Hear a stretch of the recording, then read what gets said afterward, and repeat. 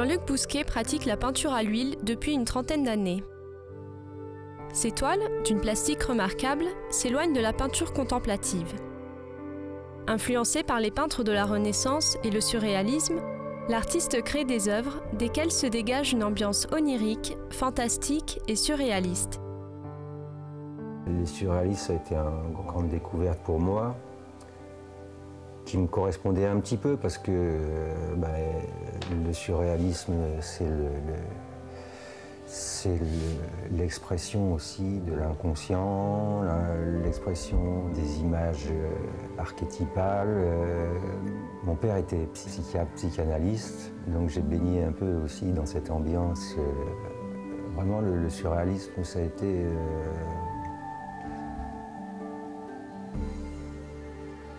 une rencontre amoureuse.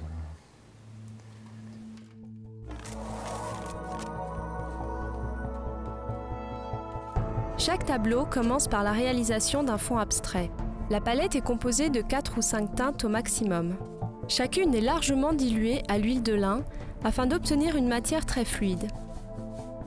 Mon travail, ça se passe dans le temps. L'important, c'est ça, c'est de pouvoir travailler dans le frais parce qu'il y a des choses qui sont passées. Le fait de pouvoir travailler dans le frais, grâce à un séchage relativement lent, autorise diverses actions sur la toile et facilite les retouches. La peinture à l'huile permet de riches effets de matière, de couleurs, de contraste et de clair-obscur. Ce procédé permet de jouer sur les transparences ou les opacités ou de tirer parti des glacis. Là, tu vois, déjà, les couleurs commencent à se mélanger.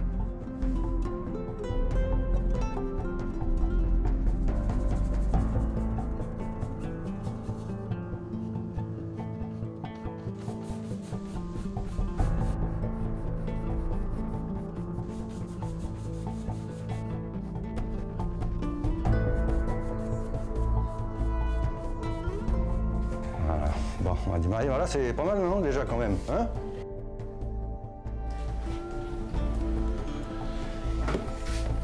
Une fois la toile intégralement recouverte de peinture, l'artiste utilise de l'essence de térébenthine pure. On va voir ce que ça fait, l'essence. Cette solution va lui permettre d'obtenir des effets de matière et d'effectuer des levées de blanc au moyen d'un pinceau, d'un chiffon ou d'accessoires pouvant laisser des empreintes.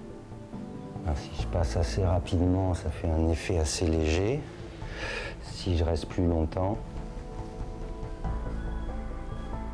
ça travaille plus fort. Et voilà le blanc de la toile qui revient un peu. Et ce qui est intéressant là, c'est qu'on a une surface sensible. À peine tu vas la toucher, ça va marquer. Alors, ce qui se passe avec l'essence aussi, c'est que ça travaille. Ce qu'on voit ici, dans 3 minutes, ce sera peut-être plus la même chose. Le problème aussi, c'est qu'au bout d'un moment, il faut savoir s'arrêter. Après, tu perds tous les effets, ça finit par trop fondre. Et à un moment, il faut abandonner le gros pinceau et puis commencer à travailler plus petit.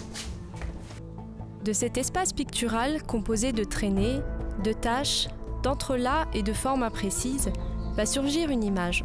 Déjà, on devine un visage, un corps, un coin de paysage. Je fais un gros effort sur moi-même pour pas rentrer dans le figuratif tout de suite, ce qui me permet de travailler beaucoup plus la forme, la gestuelle, les dynamiques, les passages de couleurs, etc. Vraiment, non, il ne faut pas le figuratif tout de suite, il faut attendre que ça se décante, qu'il y ait des choses qui sortent. Rien n'est définitif encore. Ce qu'il faut, c'est qu'il y ait une ambiance colorée et surtout des dynamiques de la forme quelle qu'elle soit. À présent, l'artiste doit choisir dans quel sens orienter la toile. Tu sens qu'il y a un sens où ça parle plus, où il y a une meilleure dynamique.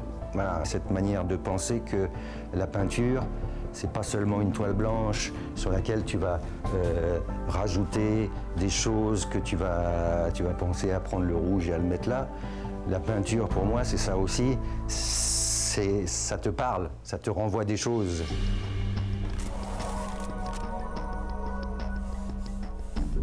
Ainsi, au terme d'une longue observation de cet espace dense et chaotique, des éléments vont apparaître, soulignés par le trait habile de l'artiste, fruit d'un lointain apprentissage. C'était l'époque, le temps qu'on passait avec les copains, c'était souvent autour d'une table,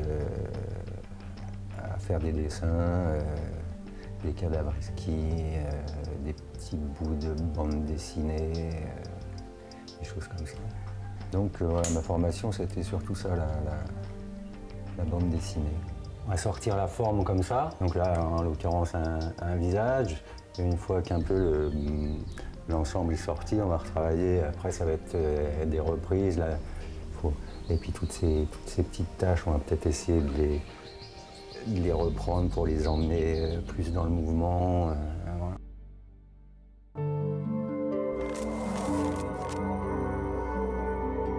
Les expositions de Jean-Luc Bousquet sont autant d'invitations au voyage dans les mondes énigmatiques du peintre.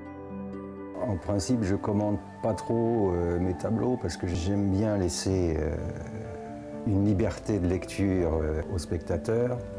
En général, je construis des tableaux de façon à ce qu'il n'y ait pas une lecture immédiate et unique.